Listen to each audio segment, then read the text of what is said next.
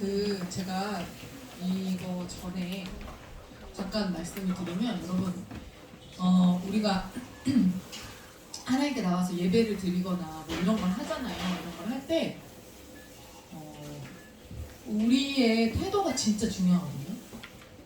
우리의 태도가 진짜 중요한데, 그게 우리가 예배를 하든 뭐를 하든 하나님이 우리의 마음을 다 달아보시거든요. 그래서 우리가 뭐를 할 때, 항상 하나님 앞에서 우리가 무언가를 할 때 우리가 적극성을 띠는 게 되게 중요해요. 근데 사실 적극성이 없는 것 자체가, 이제 소극적으로 움직이는 것 자체가 뭐냐면은 그 저항의 의미가 있어요. 저항의 의미가.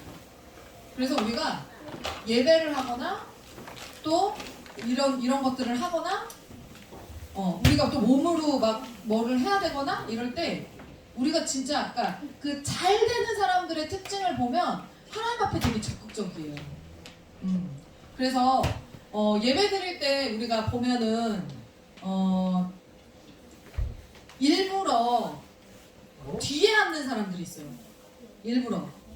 그러니까 예배를 관망하는 태도로 있는 사람들이 있거든요. 제가 이거 언젠가 꼭 말씀드리고 싶었어요. 근데 이거를 꼭 들어야 되는 사람들은 못 들어, 항상. 그러니까 예배를 어떤 이유에서건 예배를 관망하는 태도로 예배를 드리는 사람들이 있는데, 절대 그렇게 예배 드려서는 복을 못 받습니다. 그러니까 예배를 잘 드리는 자들에 대한 하나님의 그 엄청난 상들이 있어요. 그거를 모르고 여러분들이 놓치는 게 제가 너무 안타까워요.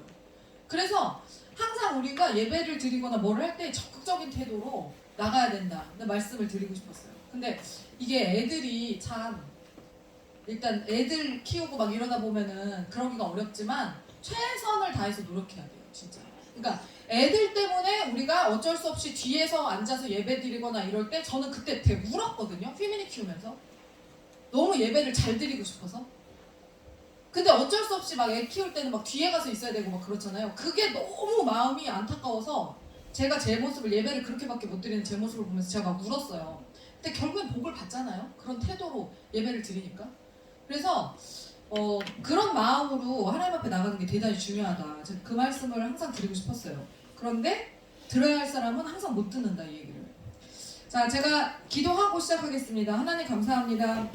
오늘 계속해서 레위기의 말씀을 봅니다. 하나님, 우리가 레위기의 말씀을 통하여서 하나님께서 우리에게 하시고자 하는 말씀을 잘 깨닫게 하시고, 하나님 우리 삶에 잘 적용할 수 있게 인도하여 주시옵소서. 그래서 우리가 세계를 바라보는 눈이 더욱더 성경적으로 확장되게 하시고, 우리가 주님의 말씀의 법 안에서 잘 살아나갈 수 있도록 인도하여 주시옵소서.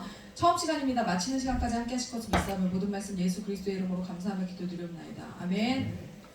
그러니까 이제 지난주에 속건제하고 속죄제 이야기를 했는데요. 속죄제는 예수님이 십자가에 못 박혀 죽으심으로 없어진 거예요. 없어진 제사예요. 사실은 하나님이 직접 폐하신 제사예요. 근데 제가 이거를 준비하다 보니까 그 생각이 들더라고요. 아니, 그럼 지금 유대인들은 예배를 드리고 제사를 드리고 있나? 지금 유대인들은 예수님을 인정 안 하잖아요. 그러면 저 구약적 제사를 드리는 게 맞잖아요. 근데 드리고 있나? 이런 생각이 들더라고요. 되게 궁금했어요. 드리고 있을까요? 없을까요? 이런 제사들을 드려야 될 거 아니에요. 그쵸? 예수님을 인정하지 않으니까. 그러면 드릴까요? 안 드릴까요? 안 드려요. 그거 왜 안 드릴까요? 왜 안 드려요? 안 드려요? 안 드리는 이유가 뭐냐면요. 유대인들은요, 반드시 예루살렘 성전에서만 제사를 드려야 한다고 생각해요. 그쵸? 맞죠? 이게 법이 뭐예요? 원래 예루살렘 성전에서 드리는 거잖아요. 그 성소에서, 지성소에서 드리는 거잖아요. 이런 게 다. 근데 예루살렘 성전이 지금 있어요? 없어요? 없죠? 빼앗겼죠? 그래서 지금 어떻게 하고 있어요? 제3성전을 지었을 거예요. 아마 다 완공이 됐을 거예요. 제가 다 완공이 된 걸로 알고 있거든요. 제3성전이. 그러니까 지금 우리가 알고 있는 그 황금돔 사원 있잖아요. 거기가 원래 예루살렘 성전 자리라고 이야기를 하는데, 그 여러 학자들에 의해서 그 자리가 아니다라고 결론을 낸 것으로 알고 있거든요. 그래서 진짜 성경적으로 봤을 때 어떤 자리인지, 그러니까 이스라엘 땅, 그 팔레스타인하고 연결이 안 된 그냥 이스라엘 땅에 순수하게 그냥 자기들 관할 아래 건축할 수 있는 그 땅이 있는데, 그 땅에다가 제삼성전을 완공한 걸로 알고 있고, 김종철 감독 영화를 보면 그 얘기들이 다 나오거든요. 그 사람들이 지금 그 제사장들까지 다, 거기서 섬길 제사장들까지 다 이미 다 준비가 돼 있어요. 그래서 올해 나팔절이나 내년 나팔절에 첫 제사를 드린대요. 네. 그래서 지금 이게 이 사람들은 근데 요 속죄제나 속건제, 번제 이런 것들을 예수님을 인정하지 않으니까요. 그 사람들은 이제 다 드리겠죠. 근데 그렇기 때문에 지금 유대인들은 제사를, 그 성전에서 제사를 드릴 수 없기 때문에 그거는 우리가 지금 제사를 지내지 않고 있다. 그러니까 그러면 죄사함을 못 받았잖아요. 제사를 지내야지만 죄사함을 받을 수 있잖아요. 이 법에 의해서, 레위기 법에 의해서. 근데 못 받았잖아요. 제사를 못 지내니까. 그래서 정통 유대인들이 다 검은색 옷 입고 다니는 거예요. 이해되시죠? 정통 유대인들의 복장 여러분 아시죠? 검은 모자 쓰고 검은 옷 입고 정장 입고 검은 넥타이 매고 다 그러고 있거든요. 그게 죄인이다. 나는 죄사함을 못 받은 죄인이다. 그래서 그 제사를 드릴 수 있게 되는, 피해 제사를 드릴 수 있게 되는 그날까지 그들은 그 검은 옷을, 죄인의 의미로 그 검은 옷을 이제 입고 있는 거라고 합니다. 자, 속죄제와 속건제가, 속죄제는 하나님 앞에만 하는 거고, 이 속건제는 인간 사이에 범한 죄에 대해서 제사를 드리고 그 다음에 배상하는 거라고 그랬잖아요. 그러니까 우리 한국 기독교인들, 그리고 예수님을 믿는 기독교인들이 가장 많이 놓치는 부분이 바로 이 부분이에요. 요 속건제의 부분. 근데 우리가 하나님한테 죄를 범하는 경우도 많이 있지만 인간 사이에 범하는 죄도 되게 많잖아요. 그쵸? 되게 많잖아요. 그런데 이 인간 사이에 범한 이 죄를 반드시 배상해야 된다고 그랬어요. 잘못하면 배상해야 되는데, 우리 대표적인 영화 미랄에서 보면 어떻게 해요? 그 납치해서 죽이죠. 죽이나? 그런데 그 사람이 엄마가 전도연이 찾아갔을 때 그 사람이 나는 이미 다 용서함 받았다라고 말하잖아요. 거기에 전도연이 빡쳐가지고 이제 교회를 다 풍비박산을 내놓고 막 장로님 꼬셔가지고 막 바람 피고 막 이러는 거잖아요. 그게 우리가 이 속건제의 의미를 몰라서 그러는 거예요. 그러니까 반드시 여러분 우리가 생각하셔야 되는 게 뭐냐면, 우리가 누구한테 무슨 잘못을 하잖아요. 실수를 하잖아요. 그럼 어떻게 해야 돼요? 잘못한 거는 잘못한 거고, 잘못한 거대로 하나님께 그 부분은 내가 마음으로 지은 죄들 용서함을 받는 거는 맞아. 그런데 또 뭐를 해야 돼요? 이 속건제의 의미 안에서 그 사람과 그 사람에게 배상할 걸 배상해주고 풀어야 돼요. 그게 하나님은 그걸 원하셨어요. 그렇게 하라고 하신 거예요. 근데 우리는 맨날 이 속죄제만 생각하는 거야. 나는 뭐 다 끝났다 이렇게 생각하는 거예요. 그러니까 사람들이, 예수 믿는 사람들은 상종 못하겠다. 남한테는 그렇게 피해를 입혀놓고 왜 저러고 있냐, 막 개욕을 먹는 거예요. 그래서 이 부분이 대단히 중요하다. 그래서 사람들이 만약에 모르고, 다른 교회 다니는 사람들 중에 이 의미를 몰라서 나는 다 예수님한테 용서받고 다 구원받았다, 그런 소리를 한다면, 주변에 민폐를 끼치는 것들에 대해서 그러면서 아무 상관이 없게 생각을 한다면, 야, 너는 속건제의 의미를 모르냐? 이렇게 하면서 꼭 남들에게 폐를 끼치는 부분에 대해서 반드시 배상해야 되는 하나님의 법에 대해서 알려주실 필요가 있어요. 안 되냐?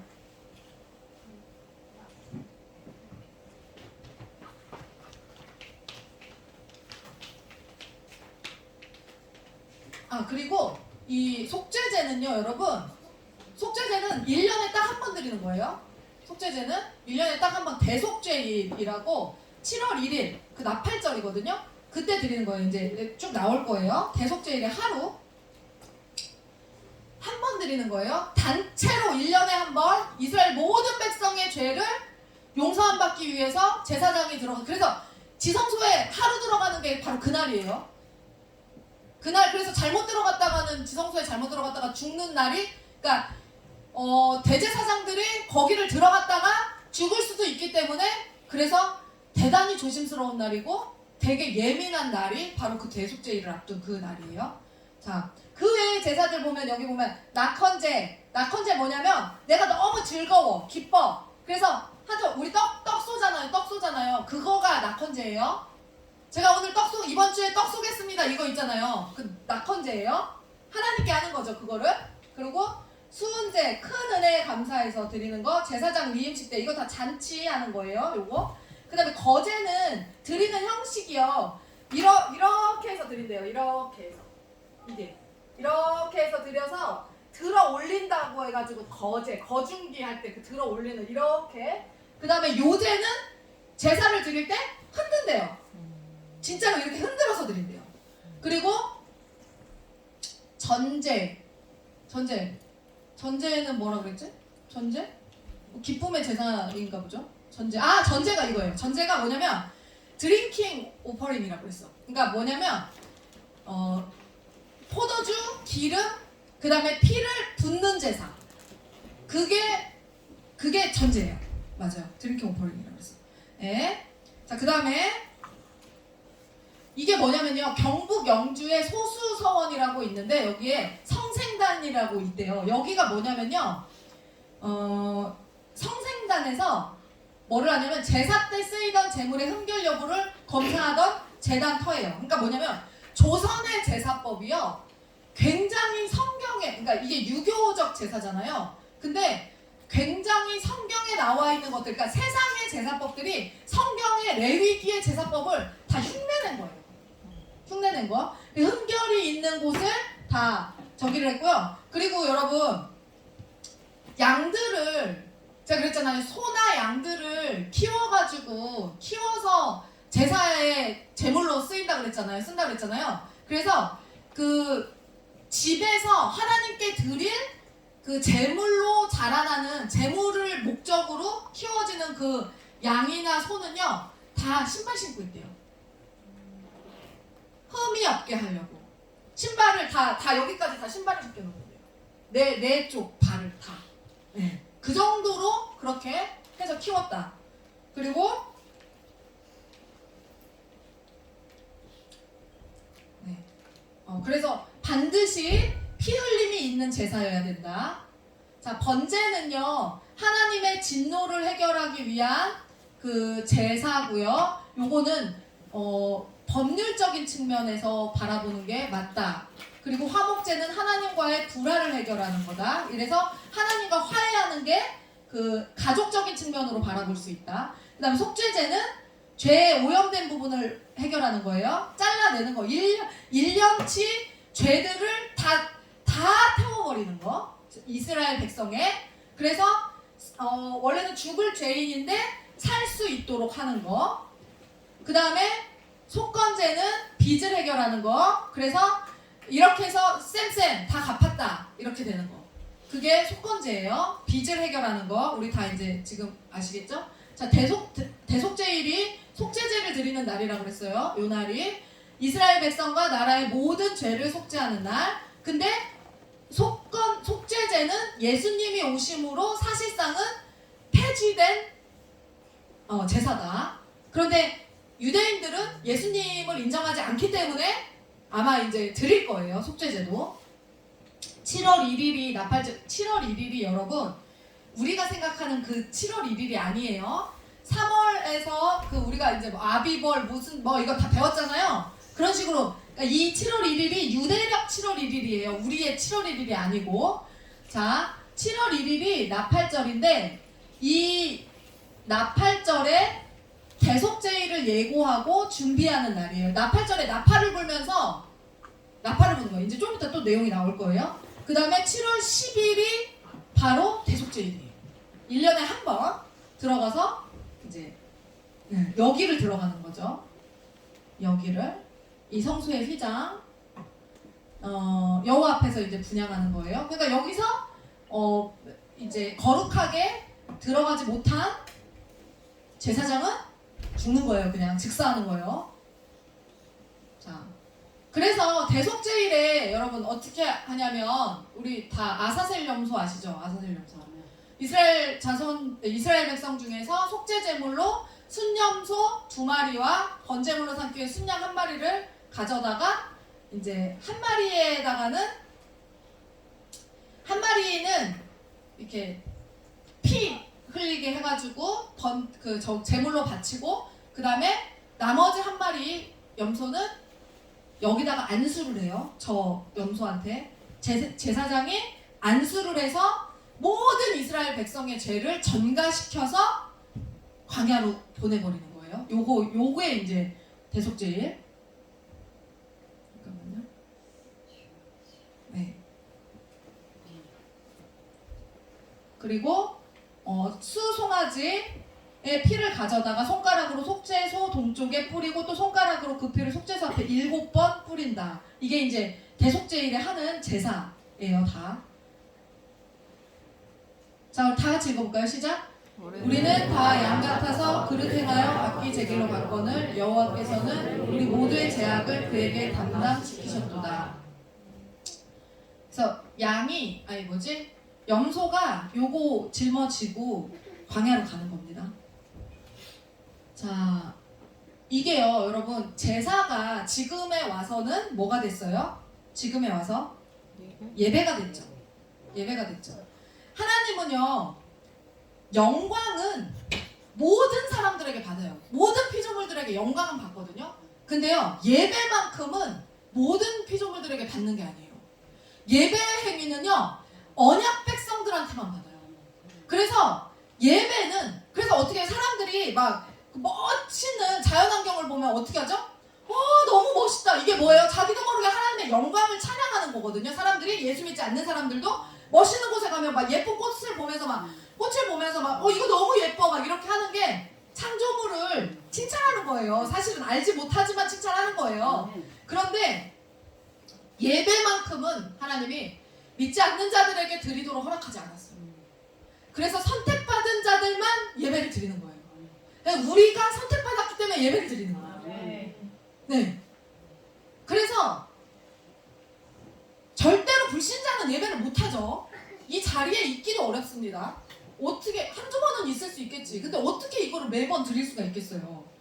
그래서 예배는 하나님과 언약을 맺은 백성과 다양한 방식들을 통해서 다양한 관계를 맺는 그 제사의 변형된 형태라고 이제 보시면 되고요. 자, 그렇기 때문에요, 예배는요, 실제 예배를 우리가 생각할 때 여러분, 예배는 올려드리는 겁니다. 하나님이 받으시는 거기 때문에 우리가 올려드리는 거예요. 예배의 순서를 여러분 잘 생각해 보세요. 실제로 다 우리가 드리는 거예요. 위에서부터 아래로 내려오는 거는 뭐가 있냐면요, 예배 시간에 말씀하고요, 목사님을 통해서 전달해주는 말씀하고요, 축도밖에 없어요. 순서들이 쫙 있잖아요. 나머지 순서는요, 다 우리가 올려드리는 거예요. 우리가 여기 와서 앉아있는 이 행위도 올려드리는 거예요. 왜? 여러분이 피곤하고 힘들고 지금 얼마나 졸리고 그 욕구들을 다 죽이고 여러분들의 시간과 에너지를 올려드리고 있는 거예요, 지금. 그래서 예배가 선택받은 자들만 드릴 수 있는 거예요. 두 가지만 내려온다. 위로부터 내려오는 거는 예배 시간에 말씀과 축도밖에 없다. 그래서 우리가 예배가 좋다. 난 예배 드리는 게 너무 좋아. 근데 여러분이 생각할 때, 천국 가면 24시간 동안 예배 드린다는데 나는 지금 그 기쁨이 없는데, 근데 여러분들이 이제 예배가 맨날 냉랭한 마음으로 드리진 않잖아요. 그냥 우리가 평범한 일상 속에서 그냥 앉아있을 때 그냥 예배가 이런 건가 싶지만, 어떨 때 막 여러분들이 예배 시간에 막 말씀을 통해서 깨달음이 있어갖고 막 소름이 쫙 돋은 때도 있을 테고, 찬양을 하다가 갑자기 울컥해가지고 막 올라와갖고 나도 모르게 막 손을 들고 하나님을 찬양하고 있을 때도 있을 거고, 막 그 감격의 순간, 어떤 그런 순간들 있잖아요. 그거의 10배, 100배, 10,000배, 1000배.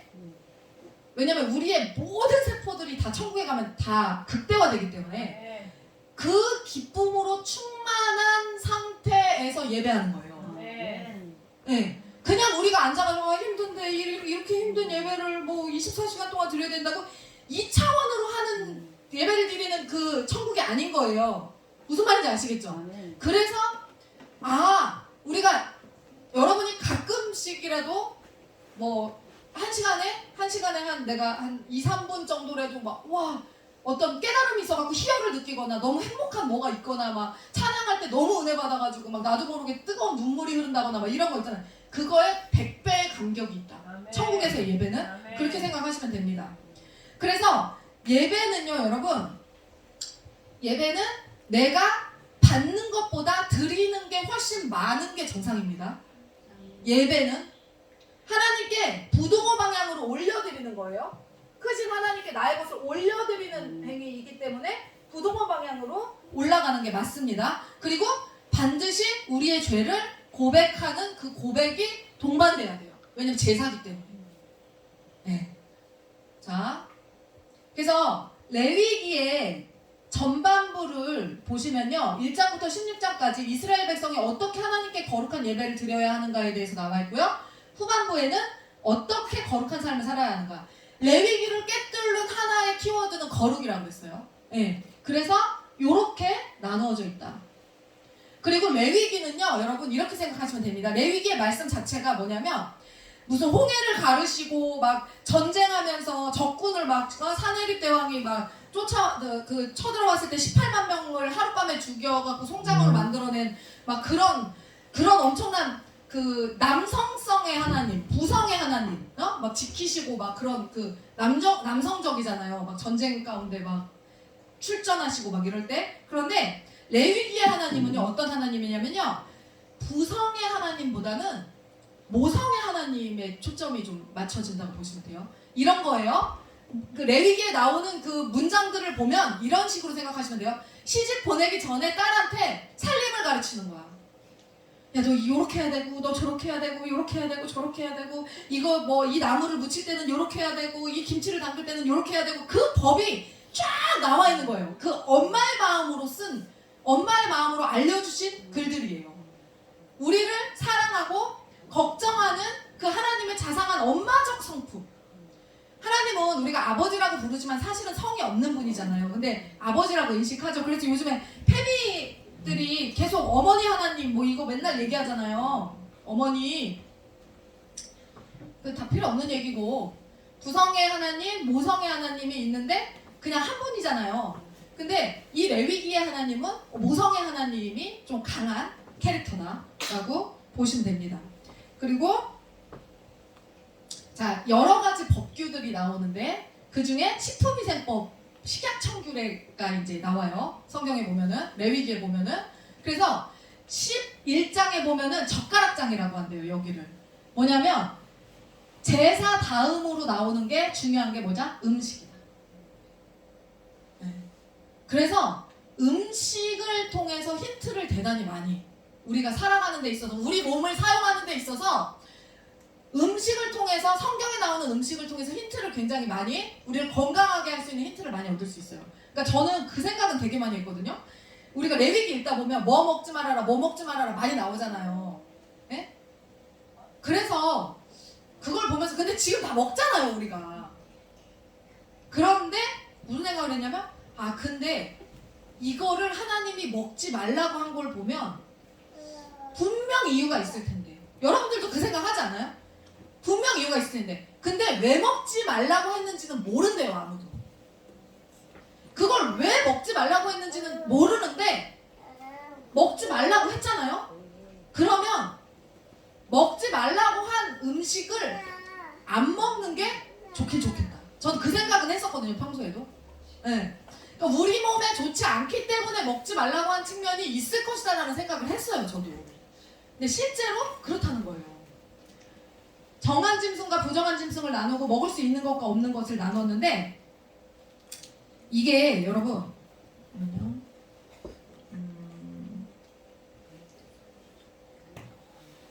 그 히포크라테스가 의학의 아버지잖아요. 그 히포크라테스가 뭐라고 이야기했냐면, 여러분 많이 들어보셨을 겁니다. 음식물을 당신의 의사 또는 약으로 삼으십시오. 병을 고치는 것은 환자 자신이 갖는 자연 치유력뿐입니다. 그러니까 음식으로 고칠 수 있는 병은 음식으로 고칠 수 없는 병은 뭐 고칠 수 없단가 그거 아시죠? 음식이 약이다. 음식으로 고칠 수 없는 병은 못 고친다. 그 말을 했거든요. 되게 유명한 히포크라테스가 그 얘기를 했는데 성경에서 절대 먹지 말라라고 했던 게 피예요. 피 먹지 말아라. 그리고 뭐 먹지 말라고 그랬냐면요. 기름 먹지 말라고 했어요. 근데 피도 먹고 기름도 먹죠 우리가.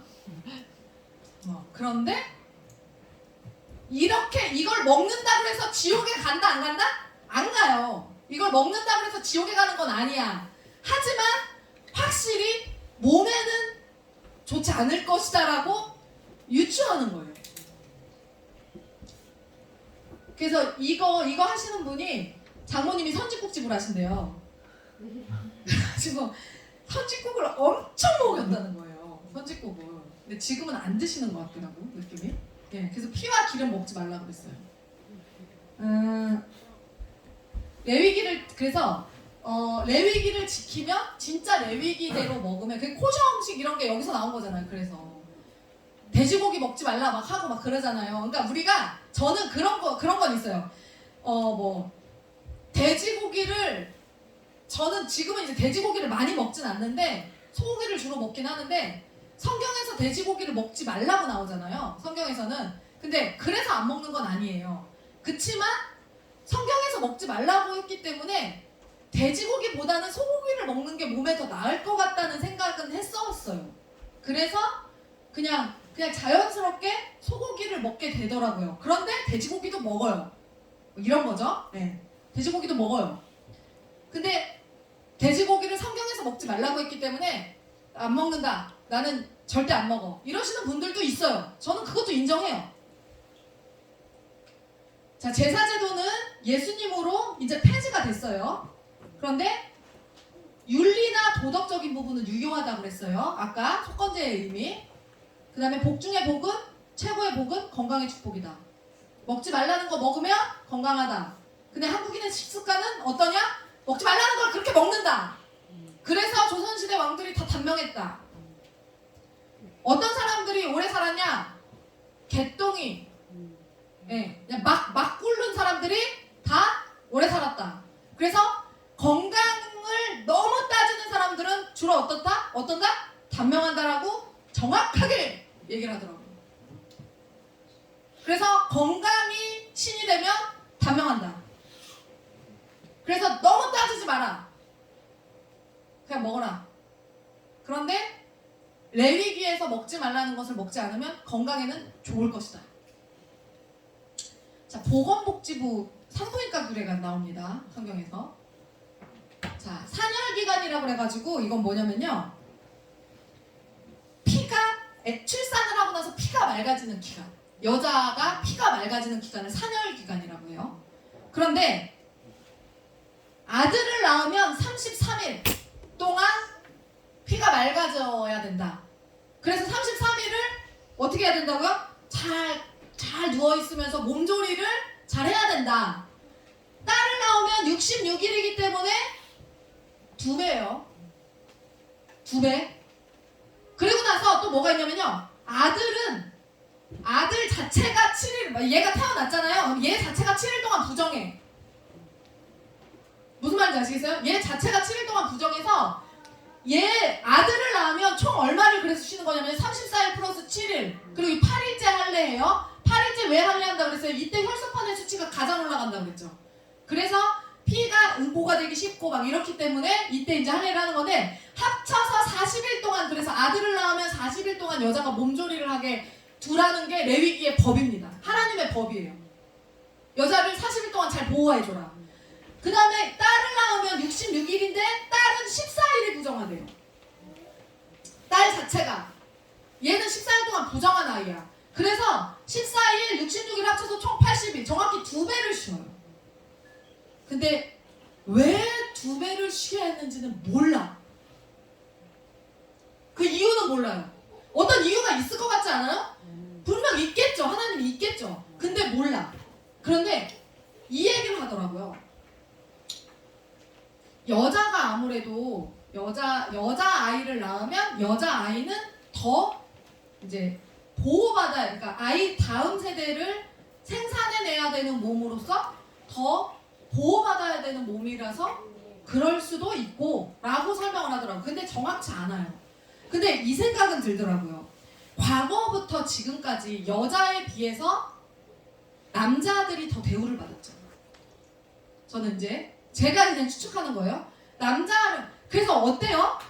아들을 낳으면 지금도 마찬가지예요. 지금도 딸인지 아들인지 막 모를 때, 우리가 임신을 하면 딸인지 아들인지 막 모를 때 딸이라고 하면 딸 좋아. 근데 아들이란 얘기를 딱 들으면 뭔가 그 딸이었던 것보다는 더 약간 뭔지 아시죠? 이게 여자들인데도 그게 있어요.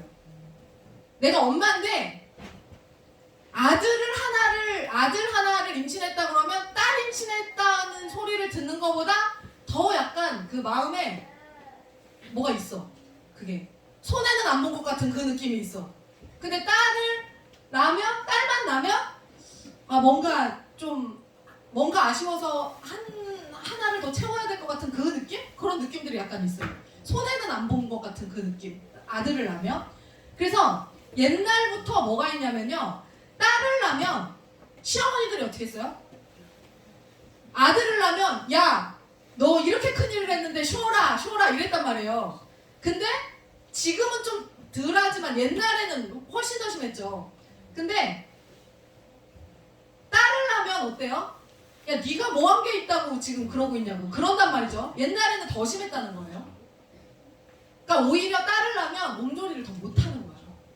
그러니까 성경에서는 아예 하나님이 그런 것까지 다 아시고, 제가 생각할 때는 아예 법으로 딸을 낳았을 때는 훨씬 더 오랫동안 쉴 수 있도록 기간을 정하게 하고 하셨을 것 같아요. 저는 그 산모를 배려하는 차원에서. 그리고 실제로 지금도 그 산후 휴가 뭐죠? 그 출산 휴가를 며칠을 줘요? 90일 주죠. 지금도 다 성경적이에요. 그게 다 성경에서 나온 거예요. 자, 출산한 여자는 그 왜 부정하다고 말하냐? 시편 51편 5절에 다 같이 읽어볼까요? 시작.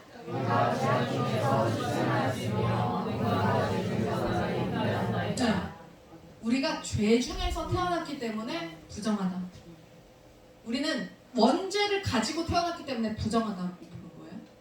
자, 그리고 또 레위기에 나와, 마태복음 요거 같이 읽어보실까요? 시작. 치유하신 이후 레위기 14장 방법대로 명하셨습니다. 여기 읽어볼까요? 시작. 제사장에게 내 몸을 보이고 모세가 명한 예물을 드려. 이게 뭐냐면요, 레위기의 법 그대로 예수님이 나병 환자에게 이렇게 다음 처리를 하세요라고 얘기를 해주는 거예요. 될 것 같은데. 그래서 이렇게 하라고. 그러니까 예수님은 율법을 폐하러 오신 게 아니에요.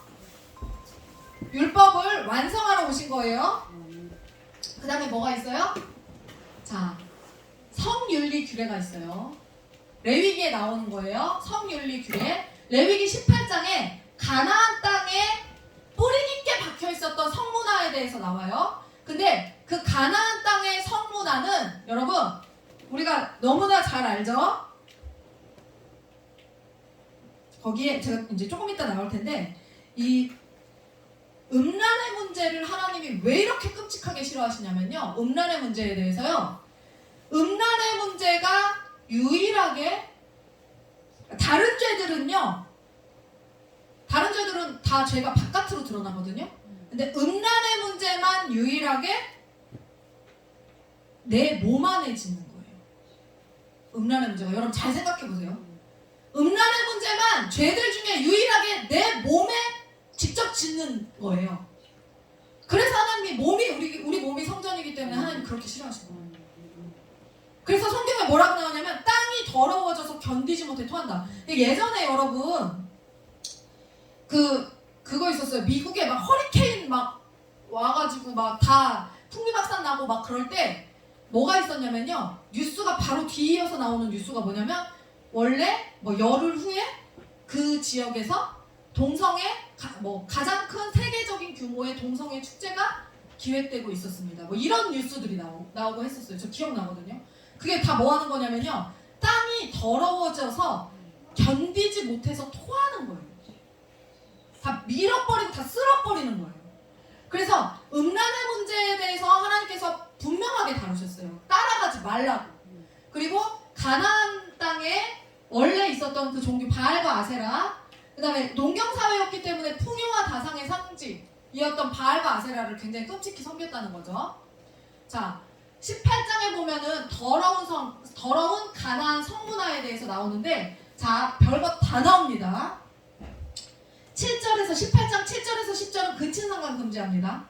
그래서 거기 근친상간에 아주 종류가 아주 다양하게 나와요. 당연히 부모와 자녀 간의 근친상간 안 된다고 나오고, 할아버지와 손녀와 근친상간 안 된다고 나오고, 그 다음에 뭐 장모와 사위가 근친상간 안 된다. 이게 제가 지금 말을 하면서도 이게 뭐 개쓰레기장이지 이게 뭡니까? 안 된다라고 정확히 나오고 있어요. 근데 요새 세상은 어때요? 요새 세상 깜짝깜짝 놀라는 게 어때요? 막 그 엄청나게 음란한 그게 그냥 아무렇지 않은 문화로 자리 잡고, 그 요새는 동거나 뭐 이런 거는 그냥 아무런 그러니까 내가 그 얘기에 대해서 조심히 말해야 할 게 전혀 없는 사실.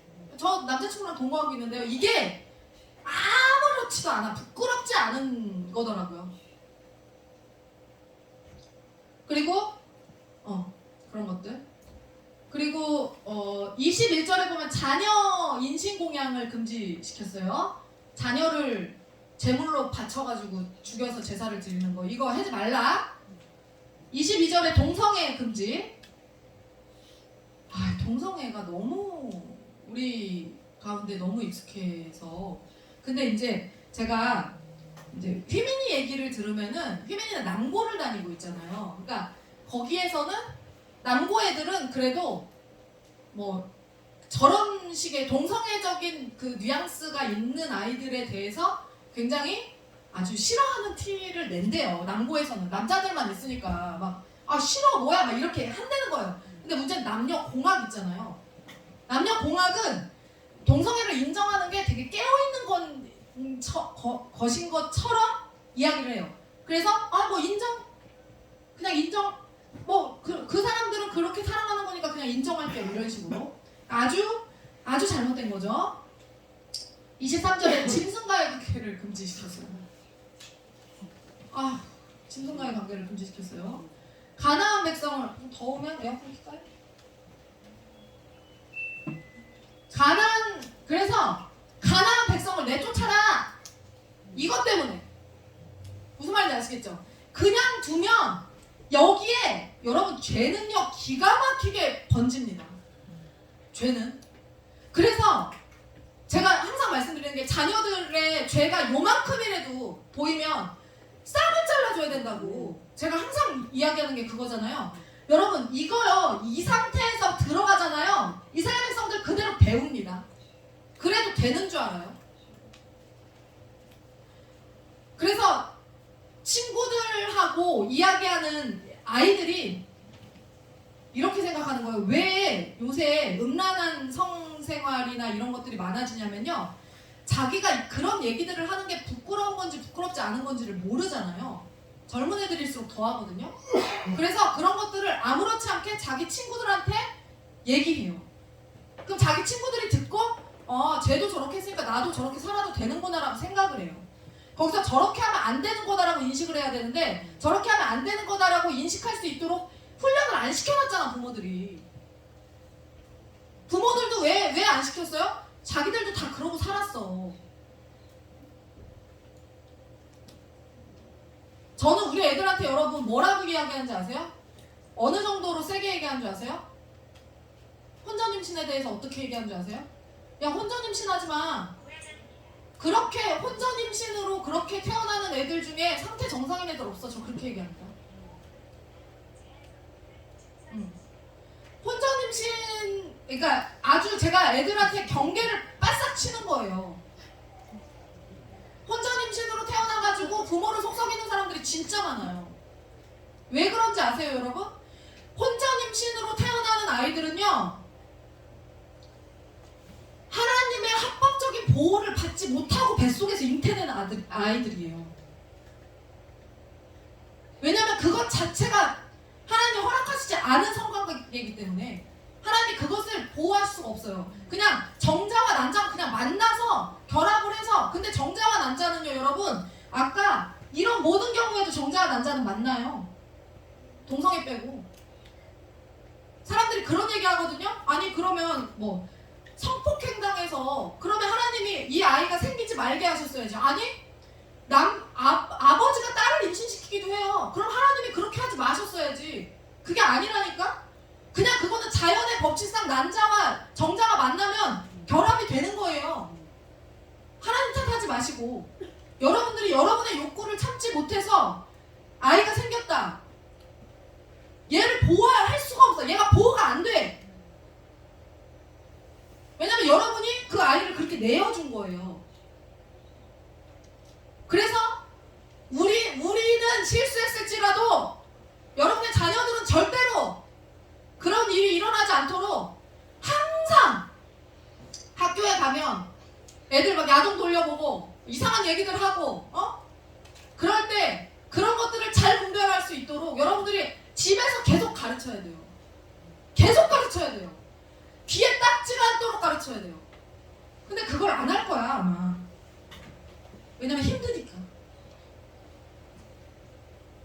자, 사회윤리 규례가 있어요. 요거는 뭐냐면 레위기 19장의 9절에서 10절 긍휼의 율법입니다. 이거요, 추수할 때 가난한 사람들을 위해서 이삭 줍지 말아라. 참 여러분, 진짜 우리 하나님이요, 이게 하나님이 얼마나 가난한 자들에 대해서 마음을 쓰시는지. 진짜 이삭 줍지 말래. 가난한 사람들을 위해서 이삭 줍지 말래요. 포도원의 열매를 거류민들을 위해서 다 수확하지 말고 일부분을 버려두래요. 자, 그래서 레위기 19장의 배경, 레위기 19장을 배경으로 쓰여진 책이 바로 룻기예요. 여러분 아시죠? 그래서 그 보아스가 자기 일꾼들에게 뭐라고 얘기해요? 저 여자가 이삭 줍게 할 수 있도록 일부러 이삭들을 흘리라고. 레위기의 법에 따라서 그 말씀에 순종한 거예요. 보아스는 그래서 그 긍휼의 율법을 지키는 중에 룻과 운명처럼 만나요. 그래서 룻이 누구를 낳았죠? 룻이 다윗의 아버지를 낳았나? 뭐지? 누구 낳았죠? 다윗의 할머니잖아, 룻이. 그죠? 우리 지난주에 읽었지 않았어요? 룻? 내가 뭐라고 했는데 제가 까먹었네. 룻이 다윗의 할머니잖아요? 보아스가 다윗의 할아버지잖아요? 이게 이 긍휼의 율법을 지키는 자들에게 하나님이 부어주시는 복이 있어요. 이게 룻과 운명처럼 만나서 예수님의 족보를 만든 거예요. 여러분, 제가 여러분들한테 어떤 것들을 요구하잖아요. 뭐 인성아, 뭐 너 지난번에 그랬죠. 인성아, 너 책 읽어라. 너 100권 한번 읽어봐라 그랬잖아요. 근데 제가 지나가는 말로 했지만 진심이었거든요. 근데 인성이가 책을 100권을 읽으려고 얘가 사모님 그 다음 책 뭐 읽을까요? 그 다음 책 뭐 읽을까요? 하면서 책을 다 읽고 나면 저한테 연락이 오거든요. 그럼 제가 또 무슨 책 읽으라고 이렇게 해주고 그러는데, 이게 뭐냐면요, 여러분, 제가 뭐 여러분들한테 뭐 하지 마세요, 지나가는 말로 뭐 하지 마세요, 이렇게 하세요 라고 지나가는 말로 이렇게 하잖아요. 근데 그거를 듣고 흘려듣지 않고 그거를 하나님의 말씀처럼 여겨서 그거에 순종하는 사람들이 있어요. 그 사람들이 받는 복이 있어요. 나는 잊었어도, 저는 그 얘기를 해놓고 잊었어도 그 사람들이 받는 복이 있어요. 아, 그때 사모님이 뭐 하지 말라 그래갖고, 그때 목사님이 뭐 이렇게 하라 그래가지고, 그래서 이렇게 했더니 이런 일이 일어났어요. 심심치 않게 듣습니다, 그런 얘기들을. 룻기에 보아스가 이 레위기 19장의 말씀을 순종한 거예요. 그랬을 때 운명의 짝을 만났어요. 아멘. 자, 이스라엘의 7대 절기를 한번 살펴봅시다. 이스라엘 7대 절기. 6월절, 무교절, 초실절, 오순절. 그 다음에 나팔절, 속죄일, 초막절. 이거 다 같은 거예요. 저 좀 조금 이따가 이제 얘기할 거예요. 거룩한 3대 절기 뭐냐? 6월절, 초막절, 칠칠절. 칠칠절이 오순절이에요. 오순절. 오순절 뭔지 아시죠? 오순이 뭐예요? 50이잖아. 50. 오순이. 그죠? 순이 10일이잖아요. 그래서 3대 절기는 성회로 모이도록 했어요. 3대 절기는 이 6월절, 초막절, 칠칠절. 자, 안식일은 모든 명절의 축소판입니다. 안식일의 숫자는 7을 의미하고 1년에 7번의 절기가 있어요. 매 7년째의 해는 안식년이고 6월절은 1월 14일이고 7의 배수이고 무교절은 7일 동안 시행이에요. 그래서 우리가 숫자 7에 대해서 하나님의 숫자라고 우리가 그렇게 이야기를 하잖아요. 이거 영상은 안 보고요. 왜 이거 이렇게 검은색 왜인지 이제 아셨죠? 왜 이렇게 하고 다니는지. 자, 여기 보면요, 여러분. 잠깐만. 요거를 확대한 게 조금 이따가 나오거든요. 77절이 뭐냐면요. 6월절 이후에 7번씩 7번, 7일씩 7번. 다음날 50일. 이게 오순절이에요. 오순절. 우리도 오순절 있잖아요. 6월절 이후에 오순절. 그래서 6월절 요거를 77절이라고 해요. 오순 열을 5번 해. 열을. 그래서 50일 경과하면. 예순 뭐라고 그래요? 육순이라고도 하잖아요. 매취순은 뭔지 아세요? 술 이름이에요. 이거 술 이름인데 이거 뭐냐면요. 담은 지 10년 된 술. 담은 지 10년 된 매실주를 매취순이라고 해요. 순 얘기하려고 지금 이거 나온 거예요. 그 다음에 사순절은 사순, 40일. 부활절 기준에서 40일. 사순절, 오순절. 이렇게. 자, 6월절은 유대력으로 1월 15일이에요. 근데 니산월이었죠. 이게 3월에서 4월이라고 그랬죠. 여기 유대력으로는 1월 15일이지만 우리 여기에서는 3월에서 4월. 그 다음에 이날로부터 50일 후가 유대력으로는 3월 6일, 이때가 오순절. 그 다음에 6월절로부터 49일이 칠칠절. 이렇게 된다. 맥추절은 보리추수의 시작이죠. 보리추수의 시작.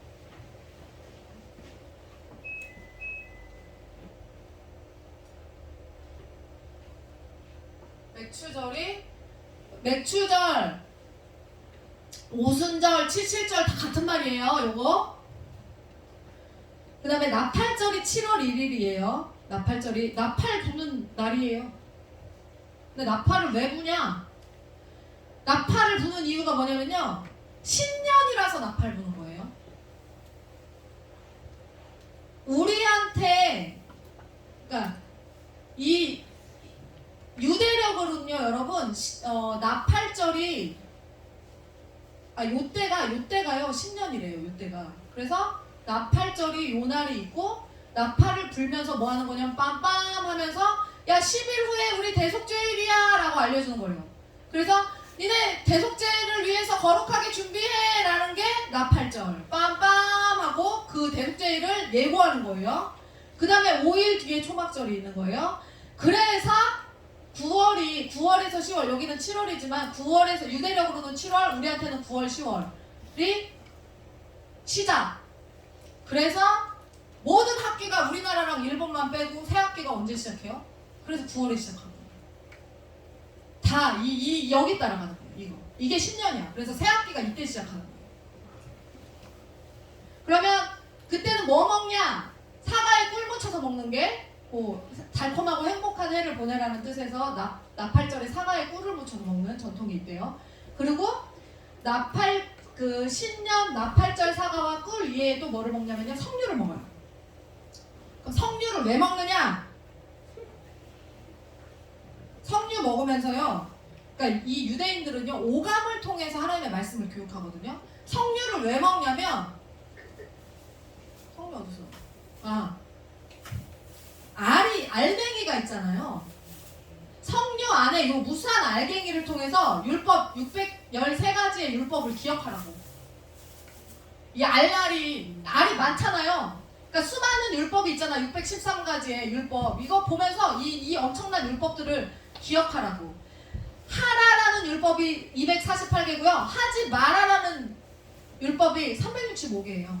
그거를 석류 먹으면서 그렇게 많은 무수한 율법들이 있다라는 걸 이 알을 보면서 기억하라고 석류를 먹는데요. 초막절은 초막에 7일간 거주하는 거예요. 요 날. 근데 초막절 지금도 지켜요. 여기 초막 여기다 세워놓은 거예요. 이스라엘 실제로 지금도 지킨다고요. 초막에 들어가서 살아요. 왜? 우리는 이 땅에서의 삶은 나그네의 삶이다. 주님이 부르시면 언제든지 가야 된다. 그래서 실제로 초막을 지어놓고 지금도 초막절에는 여기 초막에 들어가서 사는 거예요. 텐트 쳐놓고. 자, 6월절은 뭔지 아시죠, 여러분? 우리로 치면은 6월절 부활절이잖아요. 우리로 치면은. 그 다음에 잠깐만요. 이게 같은 날인 것 같은데 그러면 십자가에 죽고 6월절, 초실절, 77절, 나팔절 요거 다 같은 거, 무순절 다 같은 거, 그죠? 대속죄일, 초막절. 그러니까 예수님의 부활은 인정을 안 하잖아요, 그 사람들이, 그죠? 그러니까는 요거는 관련이 되지만, 여기와 관련이 되지만 그 사람들은 예수님의 부활의 의미는 모르죠. 우리가 여기서 이것들을 이렇게 푼 거지 그냥. 네. 토지제도. 하나님은 토지를 팔지 못하게 하셨어요. 여러분 성경에 보시면 알겠지만 왜 땅을 못 팔게 했을까요? 땅은 다 내 거다. 땅은 다 내 거라고 하나님 명령하셨어요.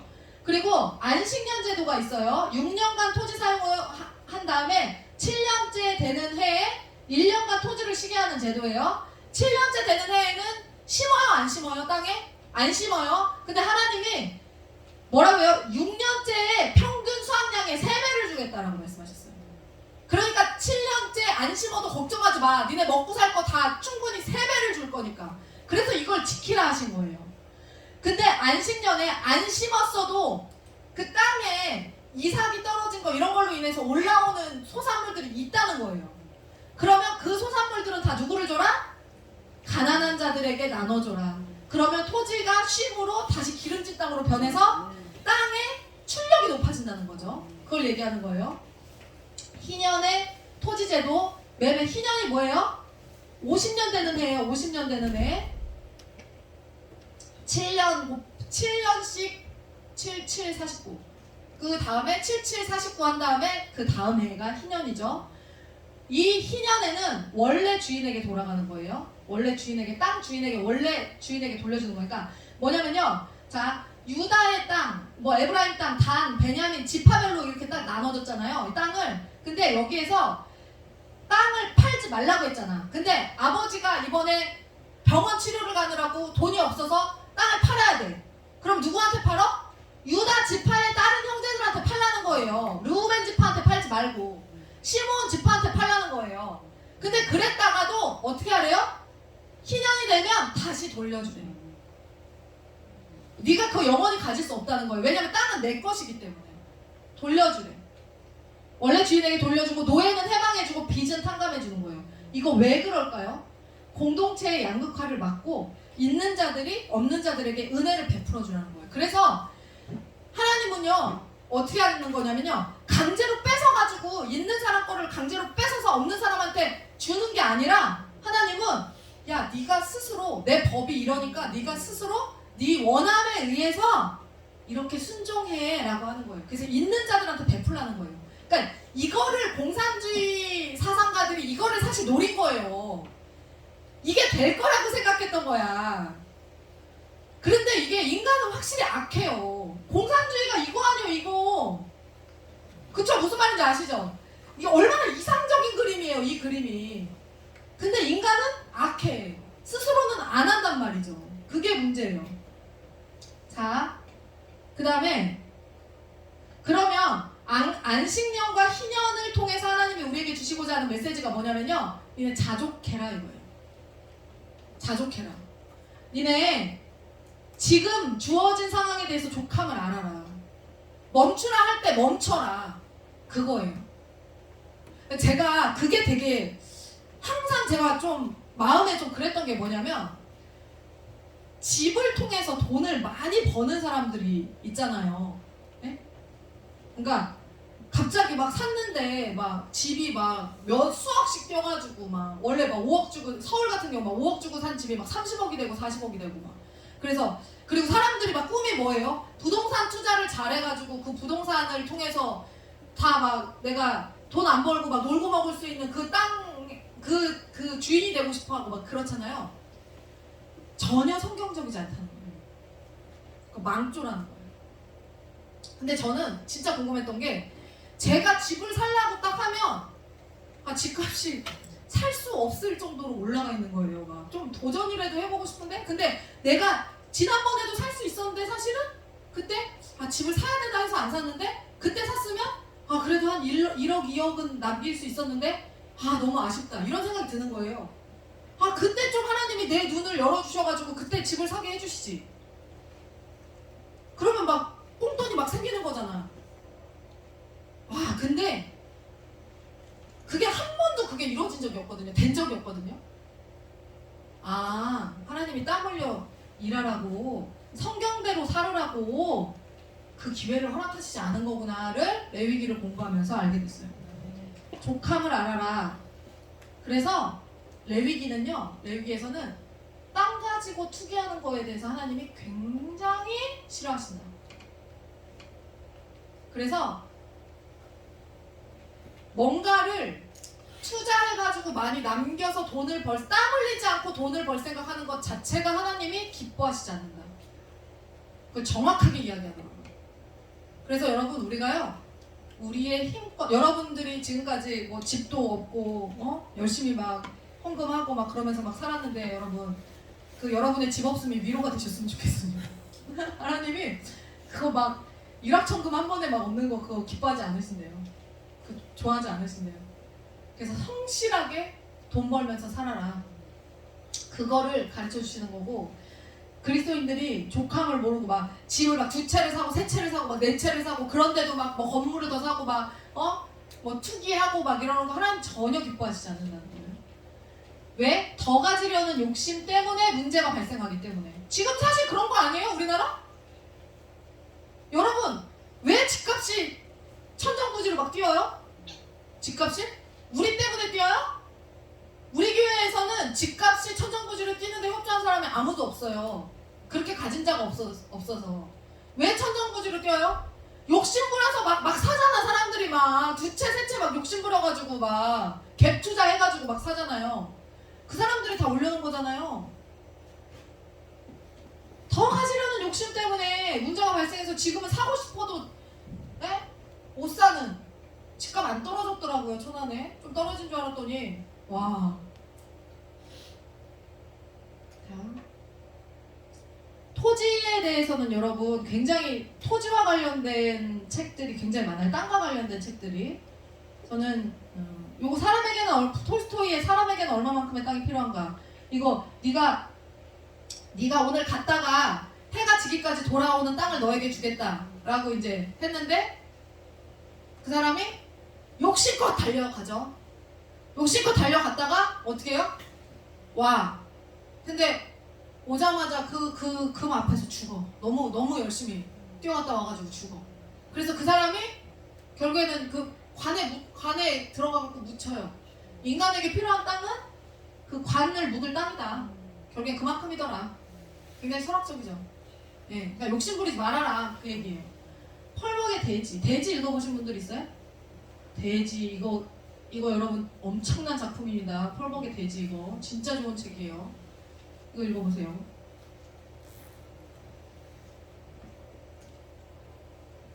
이승만 대통령의 토지개혁까지만 얘기하고 마치겠습니다. 이승만 대통령이 저는 이제 어떤 대통령을 가장 존경하냐 하면 전 두말할 필요 없이 이승만 대통령과 박정희 대통령인데 이 이승만 대통령의 토지개혁이 얼마나 위대한 건지 제가 이제 설명을 해드릴게요.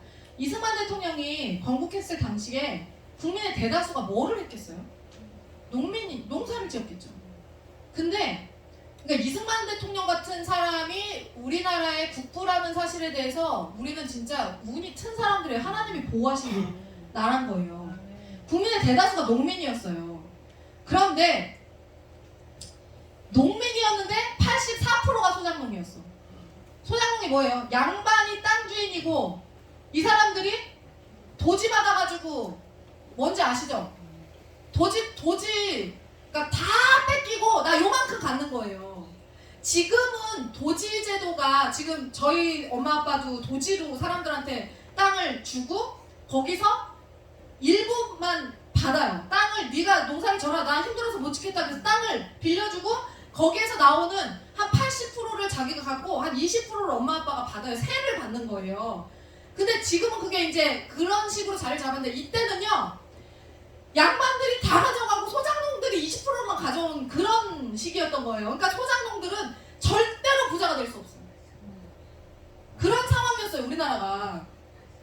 암만 죽을 똥을 싸고 일을 해도 이 사람들한테 다 배불리게 하는 그런 상황이었어요. 그래서 이 땅들을 다 이 양반이 가지고 있고, 그러니까 조선시대가 왜 망했어요? 양반들 때문에 망한 거예요. 양반들 때문에. 아주 잘못된 나라였어요 조선시대는. 그래서 이 사람들이 다 새가 빠져라 이래갖고 이 사람들만 배불리는 거예요. 아무리 일을 해도 이 가난을 벗어날 수 없었어요. 그런데 이승만 대통령이 어떻게 했냐면요 토지를 재분배합니다. 어떻게 했을까요? 땅을 이승만 대통령이요 자 토지를 개혁해서 산업혁명에 성공하고 자본주의를 가지고 자유민주주의를 이룩한 대통령이거든요. 자 토지 재분배가 어떻게 들어가는지 봅시다. 한민당이 누구냐면요 이승만 대통령을 지지하던 당이에요. 무슨 말인지 아시겠죠? 그러니까 지금으로 치면은 윤석열 대통령을 지지하는 당이니까 국민의힘이겠죠. 그런 식으로 이승만 대통령을 지지하던 당이 한민당. 근데 한민당의 국회의원들이 대부분 지주들이었어요. 그럼 어떻게 할까 이거를? 토지를 재분배해야 되겠다라는 정책을 이승만 대통령이 발표하자마자 펄쩍펄쩍 뛴 거예요. 미쳤냐? 내 땅 못 내준다! 막 이렇게 한 거예요. 그런데 끈질기게 설득을 했어요. 소작제도를 폐지하고 균등하게 농지를 나눠줘서 농민에게 분배하자. 이렇게 해갖고 끈질기게 설득을 했어. 그러니까 천재예요 이 사람은. 자, 근데 그럼 설득을 어떻게 했을까요? 그때 당시 우리나라가 못 사는 나라였잖아요. 그래서 국가를 재건해야 되는 상황이었어요. 국가를 재건해야 되는 상황에서 국가 재건의 아이템들이 있을 거 아니야. 무슨 말인지 아시죠? 국가를 재건하려면 꼭 필요한 어떤 사업들이 있잖아요. 돈이 많은 이 지주들한테 그러면 야 국가 그 재건 사업에 우선권을 너한테 줄게. 대신에 너 땅 내놔. 그래서 한민당의 지주들의 땅을 다 갖고 왔어요. 나라에서 사들였어요. 저렴한 가격에. 무슨 말인지 아시겠죠? 저렴한 가격에 사들여서 이거를 대신에 나는 너한테 이 좋은 아이템을 줄게. 이걸로 돈을 벌어봐 라고 한 거예요. 우리 역사의 산 증인들이 여기 계십니다. 지금 네, 이게 없는 말을 하는 게 아닙니다. 지금 이렇게 된 거예요. 그래서 건국헌법 86조 농지는 농민에게 분배하며 그 분배 방법, 소유한도, 소유권의 내용과 한계는 법률로 정한다. 이렇게 해서 여러분 어떻게 했을까요? 북한하고 차이가 뭐냐면요 북한에서는요 무상몰수하고 무상분배했어요. 땅을. 근데 우리나라는요 유상몰수해서 유상분배했어요. 어떻게 했냐? 자, 지주는 연평균 생산량의 150%의 보상을 줬어요. 근데 박하게해서 국가경제발전 시 사업 참여에 우선할 수 있도록 해줘서 유상으로 몰수를 한 거고요. 매년 생산량의 30%를 5년 상환 시 해당 토지를 개인 소유로 바꿔주는 유상분배를 했어요. 천재죠? 땅을 농사를 지어서 30%씩 매년 30%씩 나라한테 상환을 한 거예요. 이거를 5년 동안 하잖아요? 그러면 이거 네 땅이야 라고 땅을 줘버렸어. 와 아니 20%만 받고 살다가 30% 5년 살아나면 내 땅이 된대. 농민들은 여러분 얼마나 좋았을까요? 그래서 1950년에 봄에 토지개혁 내용이 담긴 농지분배 예정 통지서를 각 대상 농가에게 발송했어요. 나라에서. 그래서 이걸 받았어. 와, 야, 진정한 해방의 날이다. 그 80%가 넘는 소작농들에게 있어서 이날이 광복 아니겠어요? 이날이야말로? 네. 그래서 개인의 사유재산을 보장하는 자유민주국가로서의 가장 핵심적인 사건이 바로 이 유상몰수에서 유상분배하는, 그리고 너에게 이 땅을 줄게라고 그렇게 선포한 이날이었다는 거예요. 이렇게 해서 자, 국민통합의 효과가 일어났고요. 지주와 소작농의 계급 대립이 사라졌어요. 자, 근데 그러면 그러고 나서 이제 6.25가 나잖아요. 뭐 어떻게 했을까? 6.25가 났을 때 왜 6.25 전쟁에서 국민들이 대한민국에 충성하고 공산주의를 왜 방어하려고 했냐면요. 여기는 무상몰수 무상분배였잖아요. 여기는 뭐야? 내 땅을 지켜야 되는 거예요. 그러니까 군인보다 먼저 농민들이 총칼을 들고 싸웠다는 거예요. 땅을 지켜야 되니까. 그래서 여러분 막 들어보셨죠? 막 전쟁 났을 때 막 피난을 가야 되는데 내 땅이 여기 있는데 어딜 가냐고. 내 땅이 여기 있는데. 그래서 절대로 안 움직이려고 했고 오히려 그들과 싸우려고 했고, 그래서 6.25 전쟁에서 결국엔 그런 것들이 축적된 힘들이 다 올라와서 결국엔 우리가 패전했나요? 아니죠. 우리가 다 결국엔 다 우리 땅 다 찾았잖아요. 그 반까지는 우리가 지켜냈잖아요. 그렇게 된 거라는 거예요. 이게 대단히 중요하다. 이 공산당들 어디 감히 내 땅을 지켜야 돼. 여긴 내 땅이야. 이러면서 싸웠다는 거예요. 그래서 공산주의를 방어하는 효과가 있었다. 그래서 그러면 어떻게 했어요? 그 땅을 통해서 농사를 지었고 돈을 벌었고, 또는 자식을 가르쳐야 될 때, 큰 돈이 필요해서 자식을 가르쳐야 될 때 그 땅을 팔아서 자식을 가르치고, 그렇게 가르친 자식을 통해서 신분이 상승하는 이 효과를 다 발생을 시켰다는 거죠. 그래서 5, 60년대 소농의 자제들이 다 신분 상승하는, 그래서 옛날에 우리 부모 세대들의 부모님들이 뭐 하셨냐고 지금 한번 여쭤보세요. 다 뭐 했냐고. 다 농사 지셨어요. 근데 그의 자녀들 중에 박사도 나오고 의사도 나오고 검사도 나오고 판사도 나오고, 그게 뭐예요? 이승만 대통령이 이 토지개혁을 통해서 이룩한 거예요. 네. 그래서 이 토지개혁은, 토지는 그렇게 이제 중요한 거다, 성경에서. 그래서 그 이승만 대통령이 저기였잖아요. 기독교인이었잖아요.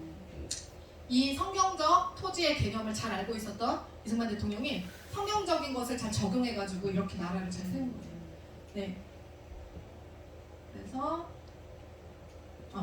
성경, 이 레위기를 뚫는 하나의 키워드가 거룩이라고 했어요. 그래서 이 거룩이라는 키워드를 가지고 우리가 성경에 있는 말씀대로 하라면 하라는 대로, 하지 말라면 하지 않는 것으로 우리의 거룩을 지키는 것이 대단히 중요하다. 그래서 하나님은 태양과 같은 분이기 때문에, 거룩한 분이기 때문에 우리가 거룩하지 않은 상태에서 가까이 가면 갈수록 우리가 위험해진다. 그래서 우리가 끝까지 우리를 보호하기 위해서라도 우리는 그 레위기에서 이야기하는 거룩을 잘 지켜야 된다.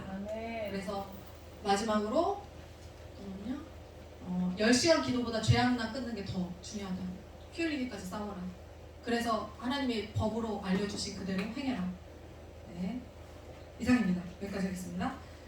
다음 주에는 민수기 하겠습니다. 민수기. 자, 기도하고 마치겠습니다. 하나님 감사합니다. 우리 가운데 레위기를 통해서 하나님의 말씀을 알게 하심을 감사합니다. 우리가 거룩하기 위하여서 더욱더 주님의 말씀을 묵상하고 우리의 마음 가운데 잘 새기는 우리 하늘궁교회 성도들 될 수 있도록 인도하여 주시옵소서.